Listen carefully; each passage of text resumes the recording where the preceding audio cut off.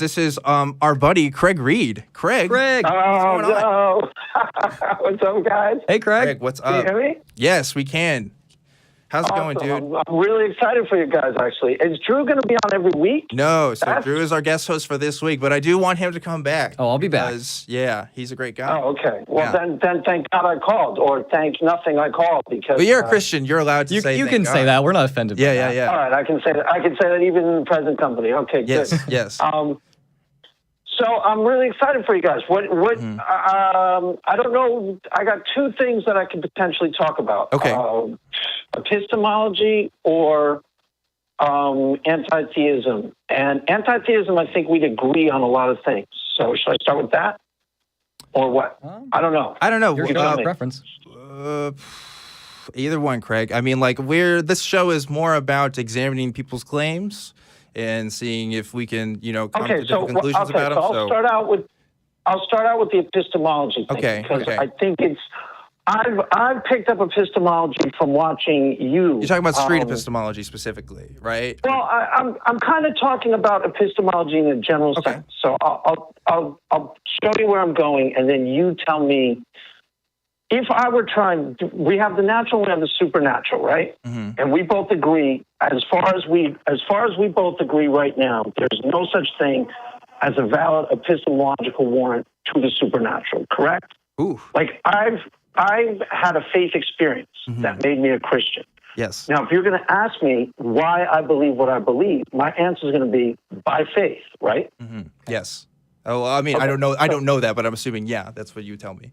Okay, so I'll break it down for you. So the night I became a Christian, I went to a church. Mm-hmm. Now, I had a faith experience that night. We both agree on that. And it was a powerful one. I would agree that you describe it as a faith experience. Yeah. Right, that's what I mean. You think I had you don't think I'm lying. You think I had an actual experience, yeah, right? I don't doubt that. Yeah. Okay. And it was a powerful enough experience that I became a Christian that night, more or less. I mean, with some struggles and I don't think I was 100% committed that night, but I was really, really on board right from the jump. Sure. And now the experience, to me, subjectively speaking, was real. Like, I maintain that was a real experience that actually occurred in the real world, that the God that I met that night exists in fact. Now, you would be in the same place, and you might not have the same experience. So there's a part of the experience that's subjective. So you could be in the same room, same night, and be like, you know what, Craig, I'm just not feeling it. I appreciate that you're, and everyone's like, praise Jesus, hallelujah. Mm-hmm. And you and Drew are like, it's just not happening, Craig. Sorry, I'm not feeling it. Mm-hmm. So in other words, I'm trying to circle the square. Traditional apologetics is trying to answer how I can get that was a real experience that occurred without using the faith bridge. Do you see what I'm saying? Yes. Yeah. Like, how do I go? And there's not an answer for this necessarily yet. That's why I wanted to talk to the epistemologists. Do you see where the I'm pointing out? epistemologists. I like that. Yeah. Yes, my two resident epistemologists. Okay. I think every philosophy school in America might not give us that credit. We're hobbyists. Yeah, hobbyists. Let's do that. Yeah. But So how if I were trying to prove using the things that you guys want, evidence, because I've looked up like Alvin Plinchana, I think that's his name, and the other guy, William Rain Clegg, and they basically do a scam sort of apologetics. They say that it's something that is more than faith.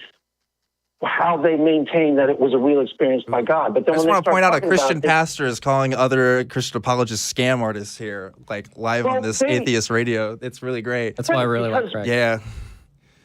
Well, because that's why I like you guys too, because you're honest. I mean, you're not trying to all of a sudden move me off the conversation either. Yeah. Sure. So the point is, I'm telling you that I think something real happened. Yeah. Mm-hmm. They think something real happened too, but when you try to get a real answer from them, they're basically saying faith and then trying to dance around using scientific sounding language, but not actual logic. Yeah. Now, how do I build that bridge? Let's start from that. Is there a way? How do you build the bridge? How would you in order to get logically to God? Facts. What's that? And like build a bridge like to get logically to God, like an actual, real, working apologetic that proves God kind of thing? Well, let's assume for argument's sake that I'm not insane. And that really happened to me, and it wasn't a delusion. Yeah. Yeah. How can you possibly, and this is a real question, like this is actually, how can I, like if I hit my hand with a hammer and I have an experience of pain, that's a subjective experience. Yes. How can I possibly give you a warrant for a subjective experience? Is there anything that you can see that can... We can still measure. How do you even start? We can measure subjective experiences, including pain. We can see the physical processes that happen when pain occurs in the body. If you get smashed by a hammer, there are nerves that get hit and they go up to your brain and signal this thing to you. And we can all look at that through using the tools that we have. Now, when it comes to God claims, at least the interpretations of those claims, we either don't have those tools or they're described in such a way to where they can't be examined in the first place. Right, because there's a problem. There's a chasm between the experience, the facts of the experience that we both agree on. Yeah, like I won't doubt. Drew and I will never doubt that you had an experience. Oh yeah, I mean, Craig, and you know that I've had them myself, right? I mean, we've talked about that extensively. We've all had them. What it comes down to is the interpretation of those experiences and what is the most likely explanation or for the cause of those experiences, whether it's something supernatural or something natural. Right, but the problem with the problem is deeper than on both sides of the issue, because just because they're like with Drew's faith experience that he talked about, there are ways to explain it in the natural, but that doesn't automatically limit the supernatural. You're right, and it doesn't limit where it gets really, really confusing or complicated or potentially very interesting. Is the guy who called before who was talking about an energy field. That's how I used to perceive, like, there's a lot of Eastern mysticism where they talk about God in a much more vague, probably scientifically plausible way, to tell you God's honest. Like, God is more of like a life force that floats through everything that we can connect to through love. Yes. So let me summarize here, because you're talking about this problem of the demarcation between the natural and the supernatural, right? Between what we can justify natural and supernatural explanations. And this is what I would say to that.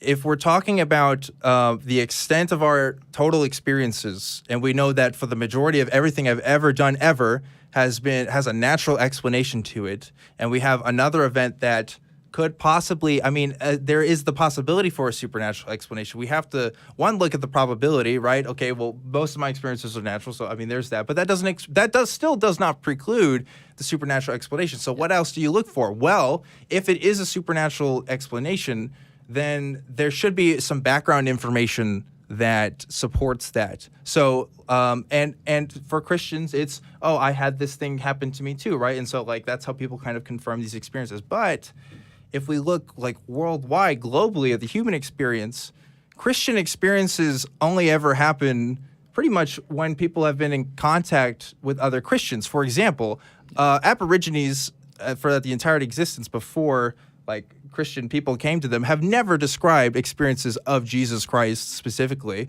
or any of the Abrahamic faiths. And you can say the same thing about natives here in the United States and South America and all kinds of places. So there's not a global explanation or mechanism to these experiences. Instead, they'll take their own religious interpretations of those experiences, and you know what? They have just the same amount of problem as you do with the Christian ones, as far as how you can determine what's true and what's not. So we instead come to the conclusion and say, well, a natural explanation is probably the most, it has the best explanatory power, because we're all people and we all exist in nature, and it doesn't. The experiences described do not have the same consistency that they should if they come from the same source. Ultimately, natural explanations for supernatural phenomena are objectively plausible because they've been objectively demonstrated to exist. Right. But we can't necessarily say that supernatural explanations for such experiences are more plausible or as plausible, because they can't necessarily be demonstrated because of the logical gap between our reason and what could be defined as supernatural. Right, but if we broaden the term supernatural to just mean like outside of the natural, greater than the natural, and we sort of water it down a little, now we have this guy talking about an energy field that connects all of life, and he's talking about as a God, right? Or that's a possible, because before I was a Christian, okay, I thought of God, and I started to become intellectually convinced that there was a God. But I defined God as life, the totality of life. I defined it very vaguely. And a lot of people do. And when people are praying, okay, there's in other words, there's a lot more to this than meets the eye. It's a lot more complicated than both you and I, and I'm not saying you guys are doing anything wrong. You, the atheist, and me, the Christian, it's a lot more complicated than either of us are giving it credit for. Because people are having these varieties of religious experiences all over the world. But there are thematic similarities in all of them, and there are things that people are working out that are similar culture to culture. So again, through these experiences, I think I would clarify because people are having experiences, but their interpretations of those experiences is what's differing. Right, because those are all over the place. Yes, Yeah. One extra thing is my interpretation of gravity and the mathematics that I can do behind it is pretty much going to happen because it just does. Like, it has a lot of predictive power to it. So if we're looking for the best explanation for, like, your experience, for example, what has the most predictive power in that scenario? Is it that all of Christianity and its history is true, regardless of, by the way, having a Christian lens to it is already implying a lot of background assumptions. You're implying that, if you're taking a specifically Christian lens, you're implying very specific claims about, like, a man named Jesus and what he did 2,000 years ago and how he interacts with people and how the universe works. I'm talking about it. I'm not going there in this conversation. I'm talking about it in the loosest possible definition of the term. Well, God, theist, once you start if it's nailing supernatural, it down to specifics, okay. If it's supernatural, the evidence, the standard of evidence needs to be higher. And that's what I think would convince us, because anecdotal evidence is not sufficient enough for me or Drew to be convinced that your experience was that of, a Christian one. Yeah.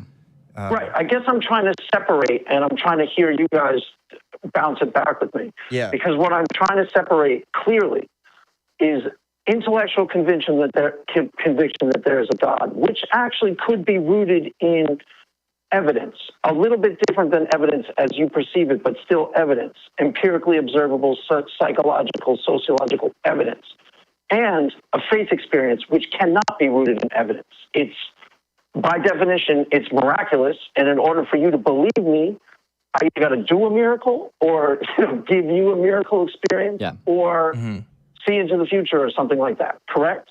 Those are two separate things. I would say that experiencing something supernatural, just the supernatural and our reason evidence-based world, they're two separate things. Yeah, I think I get where you're coming from. Right, but the reason evidence-based isn't actually, there is a potential supernatural, a bridge to the supernatural in reason evidence-based. That's kind of where the page that Peterson is on now, which is not that dissimilar from where Sam Harris is. They're both kind of batting around with the same things. I don't know exactly how to describe it best for this conversation, but there are two. Like, if I say to you, Jesus rose from the dead, then you say, well, that's an extraordinary claim. That requires extraordinary proof or evidence. Yes. I get that. That's a faith. It's also an empirical claim, though. It's not just a faith-based claim, right? Right. Okay. Yes, I'm telling you, this actually happened, and you need to believe me. So what's your first thing as an atheist? You say, well, give me a good reason to believe you. Well, so because I either got to do a miracle. No. You don't have to do a miracle to show that Jesus Christ rose from the dead. Well, I think he's just saying that to prove a faith experience. Right. Well, to prove a faith experience, again, we're looking for background information that can, and it depends on, like, the claim. Like we said, like, Jesus Christ rising from the dead seems to be something we can empirically observe. So we would use a different set of tools for that. Again, like, I don't think the problem is, I think the problem is more, like I said, the interpretation of what's the most likely or best likely explanation for the event, not necessarily because with with Jesus thing, it's whether the event actually happened or not. What you're talking about with yourself is this event happened, this experience happened. What is the best explanation for the causes of those experiments? Which is this is a little bit different. It's a little bit different, but there are similarities with religious experience. They vary widely when you get down to the specifics of the doctrines of faith. Yeah. But there's a lot of similarities with actual faith experiences, and there's a lot of mysteries in there that we don't fully understand. Yeah. That's all I'm trying to point. That's all I'm talking about, really. So are you kind of proposing? And I know you, Craig. I know that you're not saying like, oh, this is just this hard proof that this is the bridge between subjective supernatural experiences and and evidence. Or an evidence-based ideology. I know you're not saying like this is definitely it, but are you hypothesizing? No, I'm saying there is a potential for a bridge there that has not been discovered or intuited by science or the apologists. The apologists could have solved the question if they were just doing apologists that actually worked. It was like, because it should work. If I'm doing a logical proof that God exists, okay, both of you are honest enough that if I were actually logically proving God exists, guess what? You would agree. Yeah. You would go, yes. Assuming we were rational, yeah. But I'm talking about you two specifically, or Steve McRae, or someone like that, or Shannon. Shannon would agree. Shannon's reasonable. So she would disappear for a week or two, and she'd go, this really upends my atheism, but this is actually true, and I can't see the flaw in it. If we were being honest. Yeah, it'd probably take a little bit, but sure. Because I changed my mind once. I can at least probably do it again. And that's hard enough for some people just to do it the one time. I hope I would change it again. Yeah. So. Well, I think both of you would. And I think that's the real avenue. Because most of the apologetics of the past are, like I said, scam apologetics. And I'm not trying to diss anybody, but they don't convince because they're not doing what they claim. You're saying provide evidence, real world, concrete, empirically observable evidence. And they're saying, we did, look, and then they try to scam you when they're just telling you what I'm telling you. I had a faith experience one night, really powerful faith experience. I'm convinced God is real. You all agree with me, or you both agree with me. But when you say, prove it to me or demonstrate it to me, I can't yet. Yeah. You see what I'm saying? There's an intellectual problem there that needs to be solved. So you're thinking, maybe there's going to be a bridge there, but kind of maybe by showing through anthropology or psychology that there is this commonality to these religious experiences, maybe it will end up being that you'll be able to say, hey, no, I now have evidence that this was a real supernatural experience. Is that kind of what you're getting at? That's exactly what I'm getting at. Okay. There's a potential bridge through the commonality of religious experience with the sociological evidence that some religions are better than others. That's why I was going to bring up anti-theism. Some religions are more, like you would never object to a religion. You guys don't object to the way I practice my Christianity, correct? I mean, it's not invasive. With some of the logical stuff, I that we don't see on the same lines. But as far as the way that you affect other people and conduct yourself, and maybe the way that I know that at least the way that you vote, we agree a lot. But yeah, I mean, in a lot of ways, I don't find your Christianity offensive like that. Yeah, I'm not calling you a jihadist or anything. As far as actions go, but your beliefs and your actions are very, very different, Craig, from the majority of Christians that both of us certainly know. And go ahead. I'm just saying, like, I think you may not see it that way, but it's a good thing, but also a problem. Because if you're able to find so much common ground with us, and if you're able to have these conversations with us, then, like, and if all the other Christians were like you, then Christianity... Here's the thing. No, I'm not saying you'd be atheist, but Christianity wouldn't be the same Christianity anymore. Right? I would say that your version of Christianity is a liberal one, and I'm saying that we mean that as a good thing, but also in that it's not the standard. And that's kind of the problem, and that's why we have this show like this, because we want to raise the standard, first of all, the standard of evidence for people to come to the conclusions of their claims, but also just to have the conversation in general that, hey, maybe this thing that we believe like isn't true, and like what are the ramifications of that, and how can we be sure? So like it doesn't really happen a lot in Christian circles. In fact, if anything, it's the opposite. It's saying, oh, well, because you were raised Christian, there's incentive not to deviate from groupthink. Correct? Yes. Yeah. I was not raised Christian, so I don't even know what the sacred cows are in Christianity because I wasn't raised in them. I'm taking Christianity from, boy meets God, right? Then has his own faith experience with the Bible, and it's deeply idiosyncratic and deeply personal. Yes. It does match up with a lot of the traditional teachings. Not all, but some, or a good chunk. I know for a but- fact, though, that Drew and I know Christians who would say that you're not a Christian. Oh man, yeah, no, I don't think that anyone I grew up with would necessarily consider you a Christian. Yeah. Even just because you're a Democrat. Yeah, well, that's part of it Just too. because of what? Like, Just because you're a Democrat. I think that's that's just a joke. That's a but yeah. geographic problem. Well, my wife is on. I mean, she's one of those more like tripped out conservative Christians. But I don't know. Yeah, I agree. Well, I agree. Craig, there's a lot of people.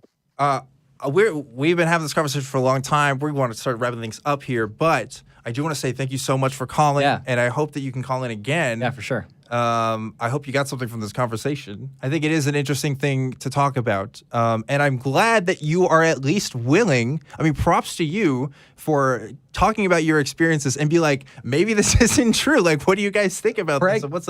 Craig is honest. Yeah. That's what I want people to realize. Like, there are Christians out there, there are religious people out there. They're being honest about it. I mean, we may not agree, but Craig is an example to religious people, I think, of honesty. And so, so props to you. Craig. Yeah, I'd love to talk about this more maybe on your channel some other time. But yeah, thanks for calling, man. Yeah, definitely. I'll have you after you do the show for a couple of weeks. I'll have you both back on.